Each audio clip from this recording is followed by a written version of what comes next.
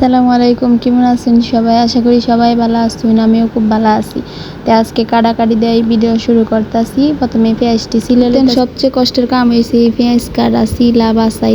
এতেই আমার সবচেয়ে কষ্ট লাগে, কিন্তু কি হরবাম, কষ্ট লাগলেও তো সিলা হইলে পরে এই পেঁয়াজটি দইয়াম ভালো হইলে দইয়া এনো কাঁচা মরিচ লইছি, কাঁচা মরিচটিরও দই এনো পানি সবগুলা পেঁয়াজ কুচি কুচি হইলে চিকন হইলে ভালো হইলে ফুলে লইয়াম। আন্হেরা সামনে তো পেঁয়াজটি ফলতাছি, কিন্তু আমি কানতে কানলেও রান্ধুর লাগবো, কিছু করার নাই। আমার রান্দা আরেকজনের রান্ধে দিত না। আন্হেরা লয়ে কইতে কইতে আয় বসি রান্দা। হাইরে কুকারের একটা পাতিল লইছি, লইয়া হাইরে পেঁয়াজটি মরিচটি আর এনো রসুন দিছি, এনো 2টা রসুন কুচি হইরে দিছি।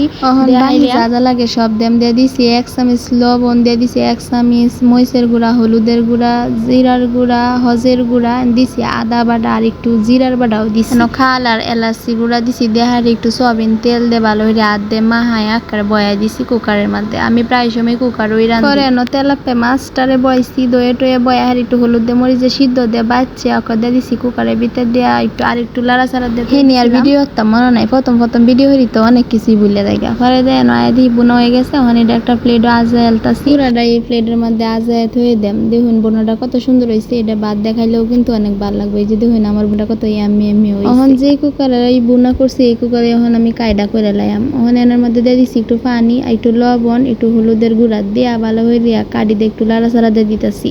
এটা ভালো হয়ে লাড়াচাড়া দিয়ে মিশাই এনে দিয়ে দিছি একটা মশলা পাতা আর দিছি কাটলে জিরা। দেখুন মশলা পাতা তেজপাতার কাজ করে, কি সুন্দর একটা গ্রান লাগে। আর লাগে এই মশলা পাতাটা অনেকে আবার মশলা পাতার গ্রানটা বেশি পছন্দ হয় না, কিন্তু আমারটা খুবই ভালো লাগে। পরে এনে ভাগুরটা হচ্ছে দিলাইছি ময়দা দিয়ে হাই রাখা লাড়াচাড়া দিয়ে করে খাদির মধ্যে লয়ে আইব। খাদির মধ্যে আইনে এটা ভালো হয়ে মাঝে একবারে সুন্দর হয়ে একটা কায়ের ডলা বানাই লাইছি। এখন বেলান ফিরি লইছি, লইয়া হাইরে এখন বড় বড় রুটি বানাই হাইরে পিঠাটি বানাই এলাম। এই যে এখন আমার একটু কায় লইছি, লইয়া হাইরে সুন্দর একটা রুটি বানাই লাইছি। রুটি বানানি শেষ, অনেকটা বয়মের মুখা লইছি, লইয়া হাইরে সুন্দর হয়ে গুল গুল হইয়া আমি এনে রুটি কাটতে লাইতাছি। দেখুন কতটা সুন্দর হয়ে গুল গুল রুটি হইতাছে। কাইটে হাইরে এখন আমি এই মিশিংটার মধ্যে লইয়াম।